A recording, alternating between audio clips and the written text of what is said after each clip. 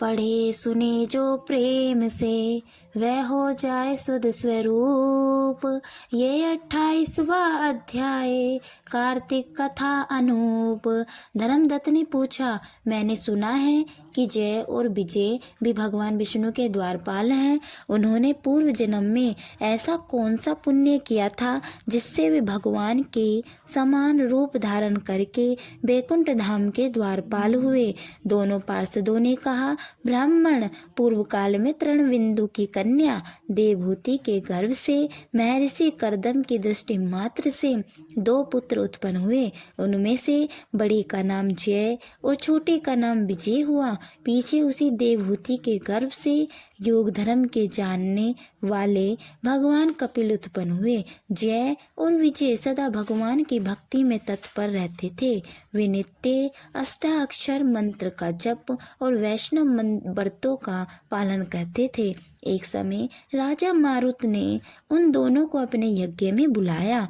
वहां जय ब्राह्मण बनाए गए और विजय आचार्य। उन्होंने यज्ञ की संपूर्ण विधि पूर्ण की। यज्ञ के अंत में अवृत स्थान के पश्चात राजा मारुत ने उन दोनों को बहुत धन दिया। धन लेकर दोनों भाई अपने आश्रम पर गए। वहां उस धन का विवाह करते समय दोनों में परस्पर लाग डांट पैदा हो गई। जय ने कहा, इस धन को बराबर बराबर बांट लिया जाए। विजय का कहना था, नहीं, जिसको जो मिला है वह उसी के पास रहे। तब जय ने क्रोध में आकर लोभी विजय को शाप दिया, तुम ग्रहण करके देते नहीं हो, इसलिए ग्राह अर्थात मगरमच्छ हो जाओ। जय के शाप को सुनकर विजय ने भी शाप दिया, तुमने मद से भ्रांत होकर शाप दिया है, इसलिए तुम मतंग अर्थात हाथी की योनि में जाओ। तत्पश्चात उन्होंने भगवान से शाप निवृत्ति के लिए प्रार्थना की। श्री भगवान ने कहा, तुम मेरे भक्त हो, तुम्हारा वचन कभी असत्य नहीं होगा। तुम दोनों अपने ही दिए हुए इन शापों को भोगकर फिर से मेरे धाम को प्राप्त होगे। ऐसा कहकर भगवान विष्णु अंतर ध्यान हो गए। तदंतर वे दोनों गंड नदी के तट पर ग्राह और गज हो गए। उस योनि में भी उन्हें पूर्व जन्म का स्मरण बना रहा। वे भगवान विष्णु के व्रत में तत्पर रहे। किसी समय वह गजरात कार्तिक मास में स्नान के लिए गंड नदी गया तो उस समय ग्राह ने शाप के हेतु को स्मरण करते हुए उस गज को पकड़ लिया।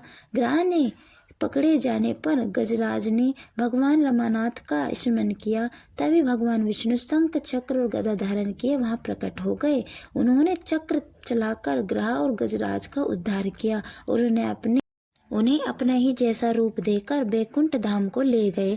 तब से वह स्थान हरि क्षेत्र के नाम से प्रसिद्ध है। वे ही दोनों विश्व विख्यात जय और विजय हैं जो भगवान विष्णु के द्वारपाल हुए हैं। धर्मदत्त, तुम ही ईर्ष्या और द्वेष का त्याग करके सदैव भगवान विष्णु के व्रत में स्थिर रहो। समदर्शी बनो। कार्तिक माघ और वैशाख के महीनों में सदैव प्रातःकाल स्नान करो। एकादशी के व्रत के पालन में स्थिर रहो। तुलसी के बगीचे की रक्षा करते रहो। ऐसा करने से तुम भी शरीर का अंत होने पर भगवान विष्णु के परम पद को प्राप्त होगे। भगवान विष्णु को संतुष्ट करने वाले तुम्हारे इस व्रत से बढ़कर न यज्ञ है, न दान है, न तीर्थ ही है। विप्रवर, तुम धन्य हो जिसके व्रत के आधे भाग का फल पाकर यह स्त्री हमारे द्वारा बैकुंठ धाम में ले आई जा रही है। नारद जी बोले, हे राजन, धर्मदत्त को इस प्रकार उपदेश देकर वे दोनों विमानचारी पार्षद उस कलह के साथ बैकुंठ धाम को चले गए। धर्मदत्त जीवन भर भगवान के व्रत में स्थिर रहे और देहावसान के बाद उन्होंने अपनी दोनों स्त्रियों के साथ बैकुंठ धाम प्राप्त कर लिया। इस प्रकार प्राचीन इतिहास को जो सुनता है वो सुनाता है, वह जगत गुरु भगवान की कृपा से उनका सानिध्य प्राप्त कराने वाले